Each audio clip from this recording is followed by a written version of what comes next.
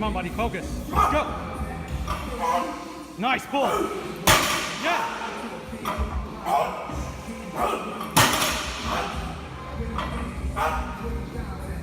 One more.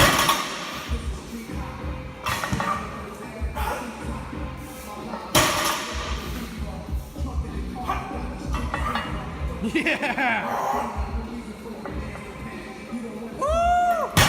Yo, what's going on, everybody? Today I'm gonna talk a little bit about how I got my deadlifts to freaking progress. Is that a video? It is a video. We're talking about deadlifts. We're talking about deadlifts today. We'll talk about girls another time with her. She's gonna tell us how to hit on girls, so stay tuned for that, right? Yeah. All right, so my deadlifts. They plateaued for a while. Like, my deadlifts were problematic for me. Ooh, yeah, look at them legs. All right, so it was problematic for me. My deadlift plateaued, you know, and my squat has plateaued, and I think I'm gonna use this protocol for it to help get it past the plateau. So my deadlifts were, you know, I was doing the basic bro thing. I took deadlifts and compound movements, such as, you know, incline bench, front squat, back squat, deadlifts, you know, sumo pulls, anything like that. I took it as, you know, just like any other movement. Do a 3x5, do a 3 whatever, do a 3x8, and it didn't work for me. I took all the sets to failure. I took all the sets to high RPE, which is proximity to failure, and I did drop sets. I did everything. I did it like a freaking bro would with any other movement, you know, drop sets, 4 sets to failure, 5 sets to failure, sets of 10, sets of whatever. And my deadlift wouldn't progress. So we'll do another video about progression and why it matters to progress. But what I'm gonna tell you guys is how I got my deadlift to go up. So I was plateaued at 405 I was doing touch and go deadlifts. So give or take this mesocycle, I did move back to reset deadlift. So that is just by default gonna add weight onto your pull.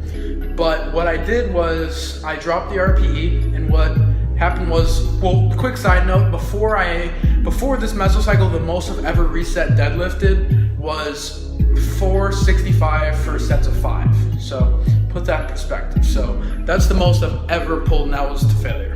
So this mesocycle, I started off the progress with day 1 being 405 for a 4x4, so that's low RPE. Reset deadlifts too. So we moved over to reset deadlifts because it's better to track progression, you know, did he bounce and did he not, all that kind of stuff. And even if you do it super slow, there's no way to make every single rep the same. Whereas reset deadlifts, you reset it, you pick it up off the floor, right? So day 1, this was a 3-week mesocycle. So day 1 was 405 for a 4x4, and then the next day, or 3 or 4 days later, was it was 3 days later, was pulling 435 for a few sets of like 3, and then the next week we went back down to 405 again for another 4x4, and then we went up to do 455 for a set of 5, and then 475 for a set of 4. The next week, the 3rd week, we did 405 for a 3x3. So that is super low RPE. And keep a note, upon all this deadlifting, they're still back falling. I do my deadlifts on back day, although deadlifts aren't specifically for back. It's just the whole posterior chain movement, and I like incorporating it on back. So then, at the end of my mesocycle, the 6th workout of the mesocycle, after the 405 3x3, where we reduce CNS fatigue, we put on 4 or 5 plates for 495, right? We had on paper hit the 495 for a set of 4, like we had been doing with the 435 in week 1, the 475 in week 2, and this week we're gonna do 495. And what happened was I actually got it for a set of 5. So what told me about this was, in order to progress in the compounds, we're using more musculature. When you use more musculature, you lift more weight. When you lift more weight, what happens? You cause more CNS fatigue. When you cause more CNS fatigue, you need to respect recovery more.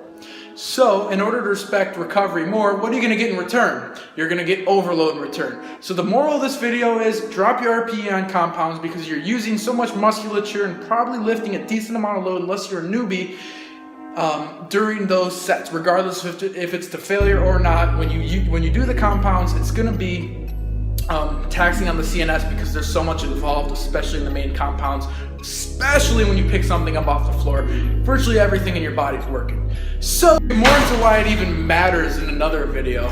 But for this video, if your deadlift has plateaued, you can maybe try this protocol. I'll put it, somewhere in the video what exactly I did, because I feel like the numbers probably seem all scattered all over, and it probably doesn't make a ton of sense, but I'll put it on the screen for you to check out, for you to understand. Thank you for watching. Make sure that deadlift keeps going up, and more videos on why progression freaking matters and is everything. Watch all the videos, watch them till the end. Thank you, I love you, subscribe. Baby, boom. Realest guy, sucker in the room. Who said that? Who said that? You know who said that. Ooh, look at them lance. I'm not flesh, bro. Yo!